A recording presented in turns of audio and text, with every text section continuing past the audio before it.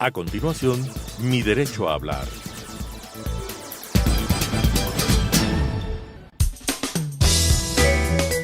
Clasificación B, bajo supervisión de un adulto.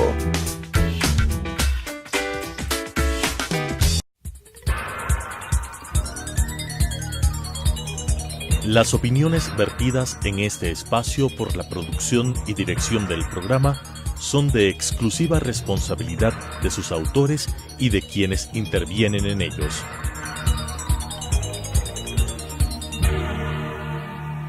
Telesucesos Canal 29 UHF presenta Mi Derecho a Hablar, para conocer los diferentes temas de los derechos humanos que nos afectan día a día, con la conducción de la doctora Paulina Mogrovejo. Mi Derecho a Hablar. Hola, queridas amigas y amigos de Mi Derecho a Hablar. Estamos aquí en un nuevo programa para discutir, analizar y reflexionar sobre los derechos humanos y cómo nos afectan en el día a día. El día de hoy vamos a conversar sobre participación política y derechos de las mujeres a la participación política. Para el efecto hemos invitado a Verónica Naranjo. Verónica es abogada, especialista, experta en derechos humanos, además está liderando, está al frente del Frente de Profesionales, valga la redundancia, del Ecuador, y ha venido trabajando en algunas cosas y desempeñado también algunos espacios en lo público y lo privado que le permiten tener una visión clara con respecto al tema de la participación. Bienvenida, Verónica, muchísimas gracias por atender nuestra invitación. ¿Cómo ves tú? Empezamos ya con el programa, la participación política de las mujeres en nuestro país. Muchísimas gracias por permitirnos estar en este espacio. Realmente nuestra audiencia debe estar muy consciente de lo que ha sucedido en nuestro país. Hemos tenido una constitución desde el 2008 que es garantista de derechos y que eso ha permitido una democratización en la comunicación, pero también en la participación. Es importante también ese reconocimiento que se ha hecho a que mujeres estén en altos cargos del Estado, pero también es importante reconocer y ser autocríticos si esos espacios efectivamente están cumpliendo un rol protagónico y la mujer está pudiendo en este momento hacer garantía o voz legítima de esos intereses o esas desigualdades que existen en el país. Tú mencionas la Constitución del año 2008 y el reconocimiento que se hace a la igualdad de derechos civiles, políticos, del buen vivir y en general todos los derechos humanos a favor de los hombres y las mujeres. De hecho, esta que está plasmada en la Constitución ha sido una conquista, una reivindicación histórica del movimiento de mujeres y en general de aquellas mujeres que han llevado adelante la necesidad de ese reconocimiento. Pero ya en las cifras vemos que no necesariamente se garantiza. En la Asamblea Nacional, por ejemplo, las parlamentarias tienen un 35-36% más o menos de participación y en el periodo anterior llegaron al 40%, más allá de la meta de Beijing. Pero cuando vamos a los gobiernos locales vemos que no avanzamos del 7% de alcaldesas, de prefectas que están al frente de estos gobiernos locales. Y si hacemos un análisis ya en la asamblea de comisiones y vamos al rol que tienen las ministras y ministros de Estado, posiblemente vamos a encontrar también desigualdades de género. En la práctica, por lo tanto, no se ha garantizado esto. ¿Por qué crees que ocurre esta situación a pesar del reconocimiento de los derechos? Bueno, existen algunas limitaciones, ¿no? En especial consideraría que en el Ecuador aún no se han superado los estereotipos ni los roles, y esto parte desde la educación. Cuando nosotros hemos evidenciado en casos muy sencillos en la praxis del día a día, puedes mirar que una mujer para entrar en el ámbito político primero tiene que decidir por sobre cómo deja organizado su hogar o su familia.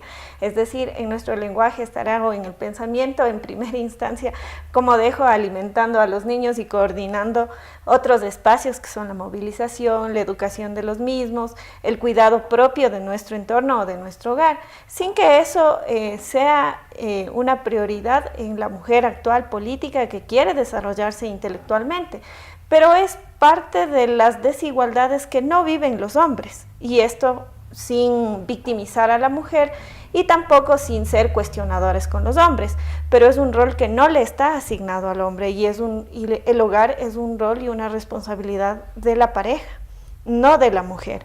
Por eso me refería a que en los estereotipos, partiendo desde la educación, a las mujeres todavía les enseñamos a que asuman esos roles que son la cocina, lavar, planchar, cuando en las escuelas se pueden empezar haciendo debates del protagonismo político que tiene una mujer. Cuando estamos hablando de las elecciones en los colegios o en las escuelas, generalmente vemos que quien tiene la batuta aún en esos espacios que son de aprendizaje sigue siendo el hombre.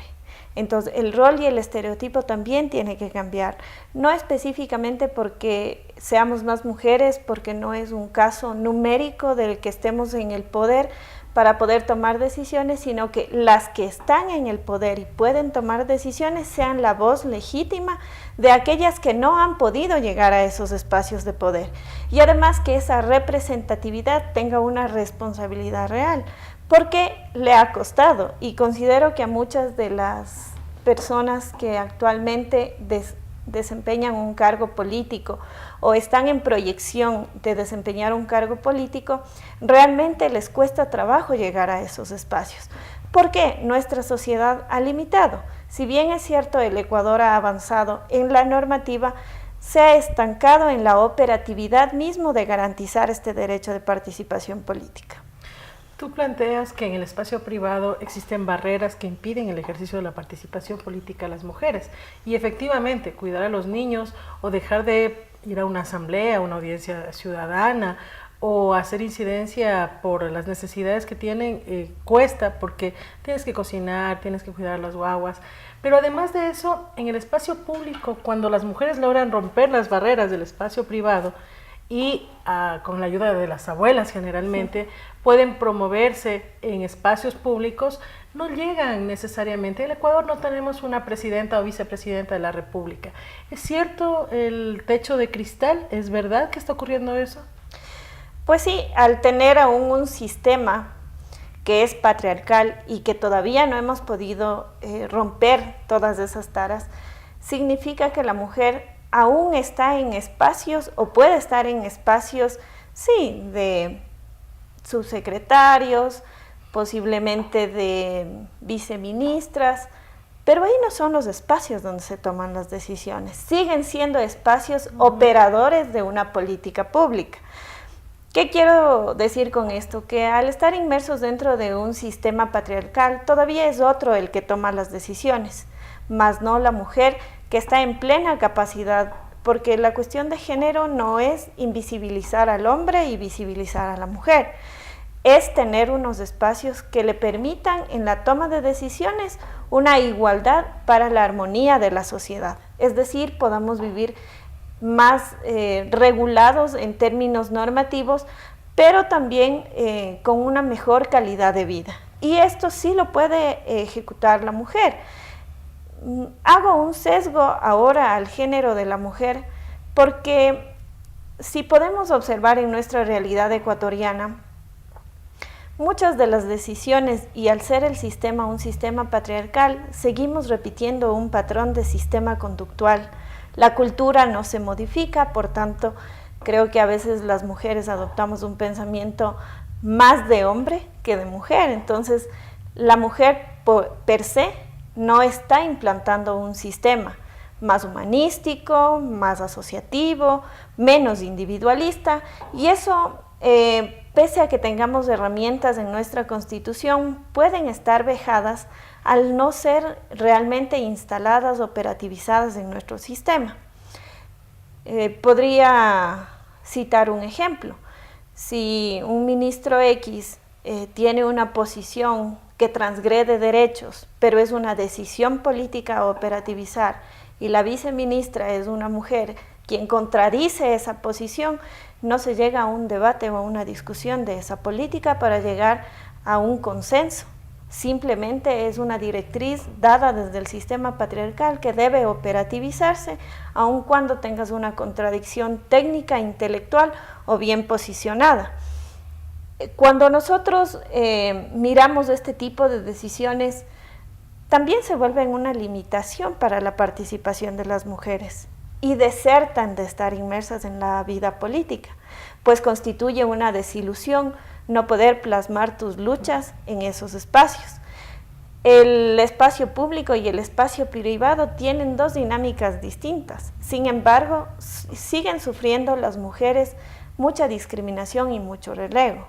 El hombre en el sector público puede ser un ministro, un presidente, en el sector privado puede ser un gerente de una empresa, y las mujeres somos la mano de obra en determinado momento de operativizar la intelectualidad o la inteligencia de este sistema patriarcal aún. Bueno, tú mencionabas al inicio que existen algunos avances normativos, y entre ellos me parece que la tipificación del acoso laboral y del acoso sexual, tanto en la Ley Orgánica de Servicio Público como en el Código del Trabajo, podría ser importante, pero ya vamos a hablar de eso más adelante.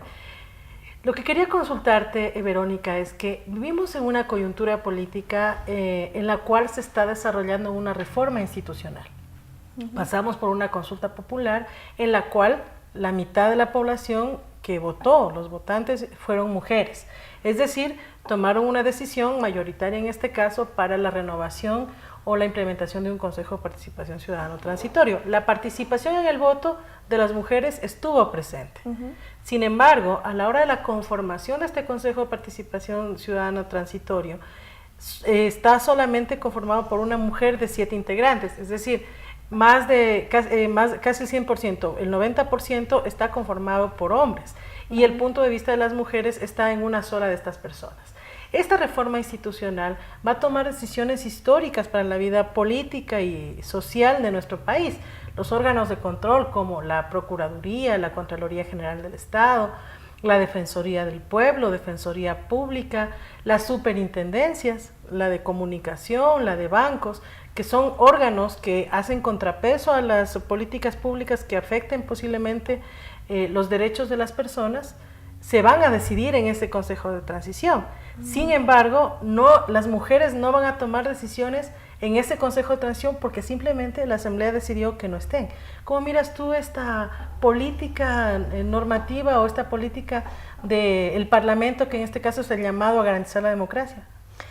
Es importante aquí recalcar que siempre el discurso que se ha planteado en estos espacios que son de coyuntura en determinado momento, pero de decisiones realmente importantes o trascendentales en el Estado, no se haya considerado la evolución misma de nuestra sociedad, porque actualmente ya tenemos mujeres importantes e históricamente tenemos mujeres importantes que han hecho buenas tomas de decisiones al momento de la gobernabilidad o desde los espacios organizativos mismos para incidir en la política pública.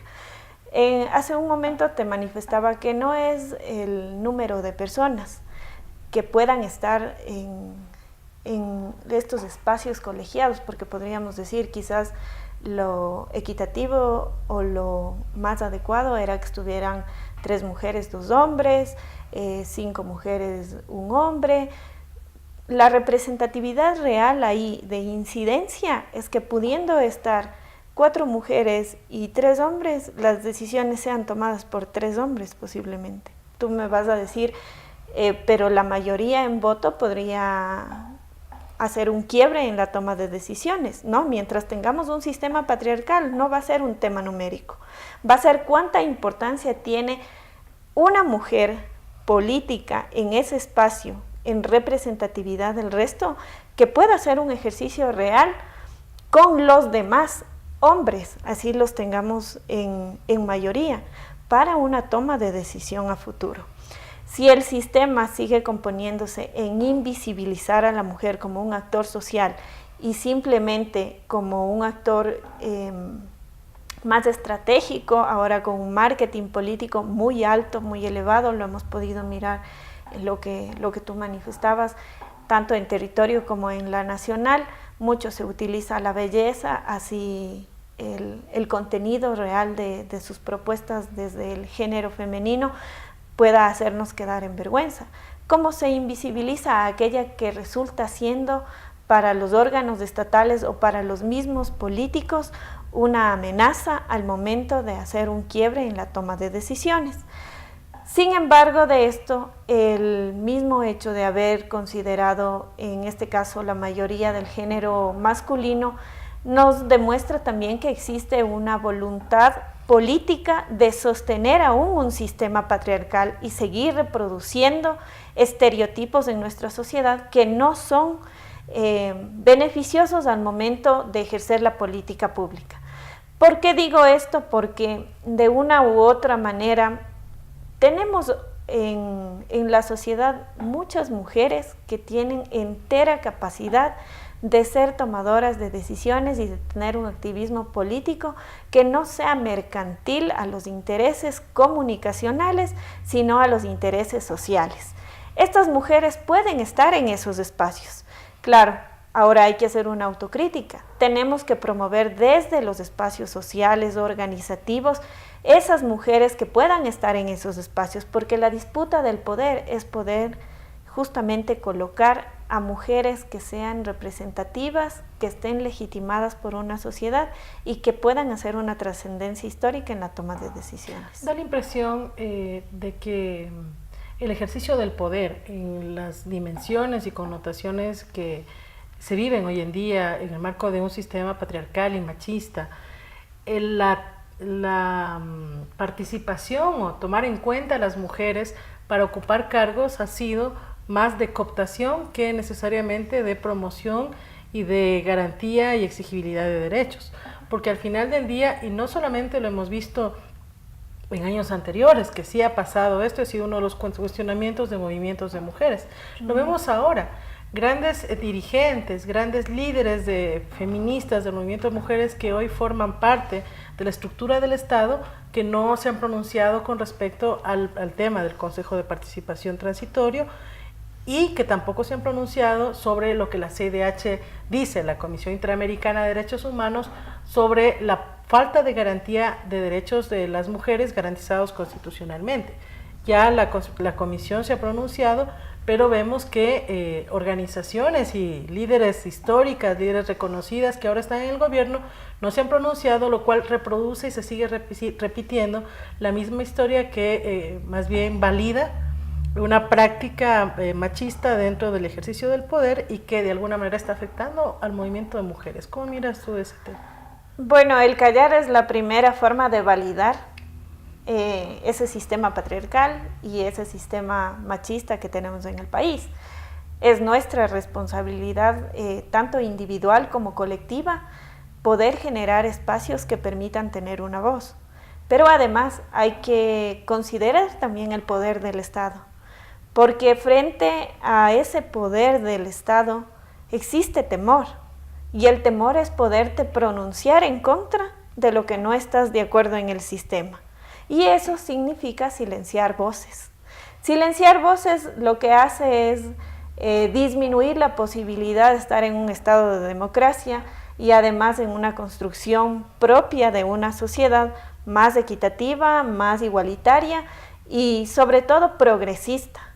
Porque podemos ver, si hacemos un análisis a nivel regional, que hemos tenido importantes mujeres en el ámbito político ocupando espacios desde la presidencia.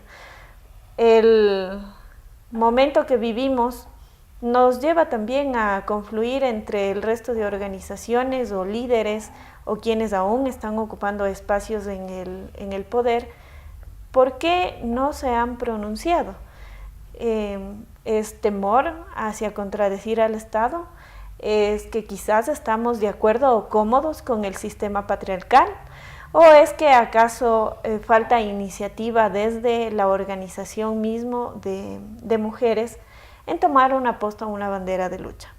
Digo esto no porque desmerezca las luchas que han hecho las organizaciones, en especial las de mujeres, porque gracias a aquello tenemos una constitución garantista de derechos y esas fueron luchas legítimas que tuvo la sociedad y estas organizaciones, y en forma colectiva, como tú también manifestabas de una u otra manera al momento de sufragar individualmente, se escuchaba una voz femenina.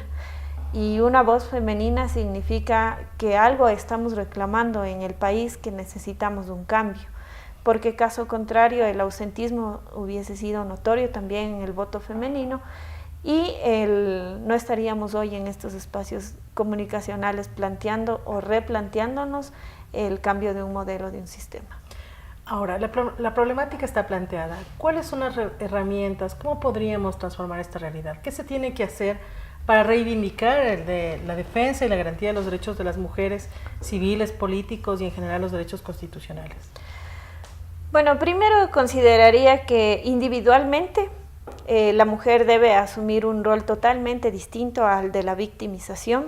Las capacidades tanto del hombre como de la mujer en todos los ámbitos de su libre ejercicio personal, político, familiar, social, deben estar desvinculados de una dependencia de otro género. Incluso podemos mirar patrones que se replican de madre a hija, de abuela a nietos, y esas son las primeras estructuras que hay que romper, las estructuras culturales que nos llevan a una dependencia o no una autonomía de pensamiento, de criterio y de acción social y luego de una acción política. La segunda es ser demandantes ante el Estado, de forma colectiva, organizada. La individualidad puede servirnos como un ejercicio personal, pero al momento de implantar una agenda social y política hacia el gobierno, lo que se requiere es que tengamos una fuerza política. Y esa fuerza política es haber confluido en un mínimo de requerimientos o peticiones que le vamos a hacer al Estado como tal. Aquí no me permito hablar de gobernantes o de personas en específico porque creo que los derechos deben estar garantizados desde nuestra acción, sea cual sea el gobernante. Nosotros debemos ser demandantes ante el Estado para que a través de una política pública o de una normativa estemos garantizando derechos o desigualdades que se han podido mirar. Llámese esto en el ámbito de participación laboral, económica, social, política y cultural. La segunda herramienta, ya podría decir en el tema más político, la participación de la mujer no es un tema de relleno. La mujer no tiene que estar en las listas porque para que sea equitativa entonces ponemos a 4 hombres y 4 mujeres, pero los 4 hombres están en los primeros puestos y las 4 mujeres en los últimos puestos. Tampoco nos garantiza hablar de paridad poniendo un hombre y una mujer, un hombre y una mujer, porque finalmente si el hombre es el que va a tomar las decisiones, entonces da igual en el lugar que esté la mujer o el número de mujeres que puedan estar en esos espacios. Pero sobre todo, considerar que las mujeres tienen que estar donde se construyen las listas, no donde le han dicho ha sido considerada para estar en la lista, porque es muy probable que todo esté ya hecho y nosotros simplemente somos operadores de un sistema, cuando la mujer podría replantear quizás que lo necesario en este momento social sea que estén más mujeres o que hay más mujeres capacitadas, y eso nos lleva a una educación y una formación política. Entonces, para encontrarnos en una lista, primero ser los protagónicos de esa lista, segundo, haber estado preparadas para justamente el rol que vamos a desarrollar, que es el rol político en este caso, y constar en unas listas, pero no como relleno, no como un marketing publicitario de la política. Y la otra, me parece que es importante mirar el enfoque de la formación de la mujer como líder, pero no como solo una líder que puede estar en espacios públicos o privados llevando un proceso, sino como un líder organizativo. Se ha desnaturalizado lo que es la organización. Parece que vivimos momentos en los que es más alto el cálculo político que el verdadero sentir social por el que hay que luchar. Estas consignas y luchas organizativas deben tener una agenda programática, y eso no se ve digamos, llegando en cortos o medianos plazos a elecciones, sino se ven en largos periodos de cambios progresistas, cuando vemos que mujeres, por ejemplo, en altas cifras de discriminación o de violación de sus derechos, efectivamente han reducido estadísticamente en nuestro país. Yo soy muy cuestionadora desde la parte legal de que no construyendo más juzgados de la mujer y la familia, o teniendo mayor actividad de denuncias de mujeres atacadas física, psicológica o sexualmente, es como hemos combatido la realidad de esta usurpación, de esta transgresión hacia la integridad de la mujer. Considero que cuando atacamos los problemas de raíz y disminuimos los juzgados, las sentencias, las demandas, es cuando efectivamente estamos mostrando que hay un avance de equidad o de igualdad para estas mujeres.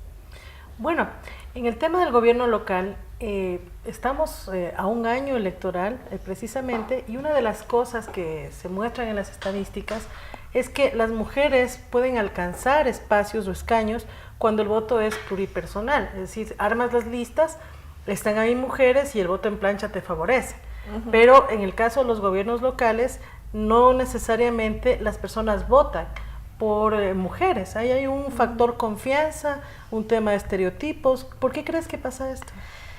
No, considero que aún nuestra sociedad, al tener un sesgo hacia el machismo, si miramos las estadísticas, voy a ejemplificar, en Tungurahua es la provincia a nivel del Ecuador con mayor nivel estadístico de violación contra los derechos de la mujer, pero además en el momento electoral, quienes más se sesgan a las elecciones, sean para alcaldes, para prefectos, el voto va dirigido hacia los hombres. Y si miramos en las estadísticas, también son mujeres las que votan hacia el otro género.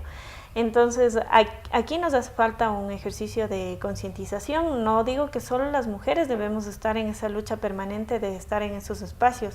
El hombre debe ser quien acompañe esa lucha de la mujer a que efectivamente nos veamos como iguales en capacidades, en ejercicio de derechos sociales, políticos o culturales. Entonces tú vas a mirar en el país algunas variaciones en distintas provincias, dependiendo del nivel de machismo que efectivamente tenemos, porque muchos consideran que el machismo está en el hombre cuando ejerce su poder sobre otro ser humano, en este caso el género femenino, pero no es verdad. Hay una construcción en la mujer que también son de acciones machistas que le invisibilizan o lo autoinvisibilizan para ser partícipe en la sociedad. Consideraría que hay cuadros importantes que hay que rescatar en los niveles desconcentrados. Es ahí donde están las necesidades más urgentes a resolver, y hay mujeres que pueden ocupar definitivamente esos espacios, y lo que nosotros tenemos que hacer es impulsar esas iniciativas, proyectarnos a que sean cuadros que realmente deben estar disputando el poder, disputando las decisiones, pero que además estén apoyadas y respaldadas por sectores que apoyen esas iniciativas. Perfecto.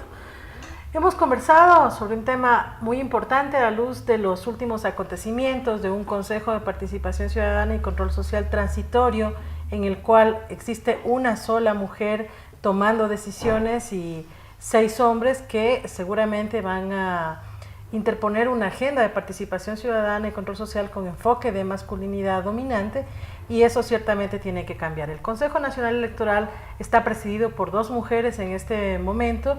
La presidenta y la vicepresidenta tienen un desafío inmenso, no solamente de cara a las elecciones que se van a dar en un año, donde está una problemática real en los gobiernos locales, sino de cara al futuro, para garantizar que la participación política no sea solamente numérica, sino que efectivamente garantice la calidad y que las mujeres realmente puedan tomar decisiones que afectan a su vida y a la vida de las ciudadanas y los ciudadanos que tienen a su cargo sus familias, sus hijas y sus hijos, y en general todas las ecuatorianas y los ecuatorianos que merecen que sus derechos sean garantizados. Muchísimas gracias, nos despedimos por ahora y nos vemos en una próxima oportunidad.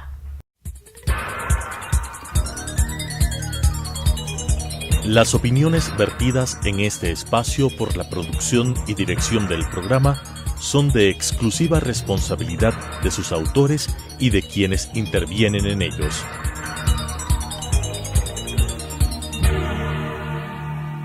Telesucesos Canal 29 UHF presentó Mi Derecho a Hablar, para conocer los diferentes temas de los derechos humanos que nos afectan día a día, con la conducción de la doctora Paulina Mogrovejo. Mi Derecho a Hablar.